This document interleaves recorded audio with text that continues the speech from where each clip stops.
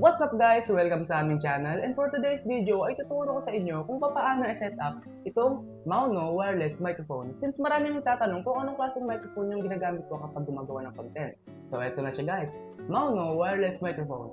At kung hindi ka pa nakakapag-subscribe sa aming channel ay please hit the subscribe button at i-click ang notification bell para lagi kang updated sa aming mga latest video. Kaya ano pang hinihintay natin? Tara! So tignan na natin yung laman ng box niya. So, nandito yung isang transmitter at syempre ito yung isang transmitter ginagamit natin eh.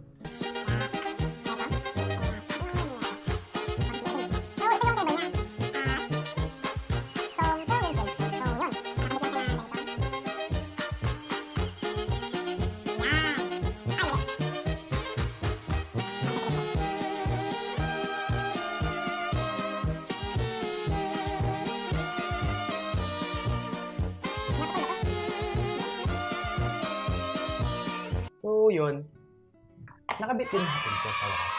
And ngayon, ituturo ko sa inyo kung paano naman siya set up. So yun guys, as you can see, tinanggal na natin tong transmitter sa ating cellphone. Kaya ang naririnig nyo ngayon ng boses ko ay galing sa internal microphone nitong cellphone na to. Kaya tuturo ko na sa inyo kung paano siya i-set up. Basic na basic lang siya guys. Kunin nyo yung cellphone nyo at isasaksak nyo lang siya. Wait lang. Ganon. At iilaw na siya ng kulay green. Mag-blink-blink pa siya. Wait nyo lang mag-steady yung kulay green. And yun, goods na siya. Kunin na natin tong isang transmitter dito. At ganito siya on. Long press lang natin siya.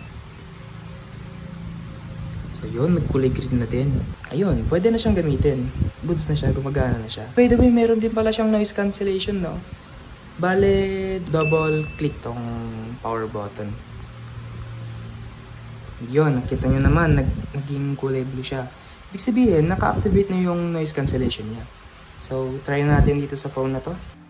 And yun, nakita nyo naman na goods itong wireless microphone natin. Pero as of now, naka-off itong noise cancellation niya. Kung napapansin nyo ay naririnig nyo tong electric fan na nasa tabi ko. Pero, i-activate natin yung noise cancellation. Double click lang.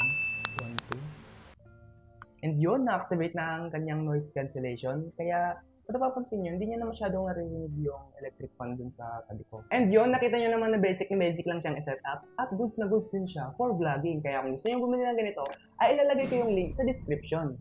By the way, sa mga gustong mag-avail ng Tara G t-shirt, ay mag-message lamang sa aming Facebook page o mag-message sa number na nasa aming Facebook page. At yun lang, sana marami kayo natutunan sa aming video at kung mahilig ka sa mga ganitong content ay visit lang kayo sa aming YouTube channel.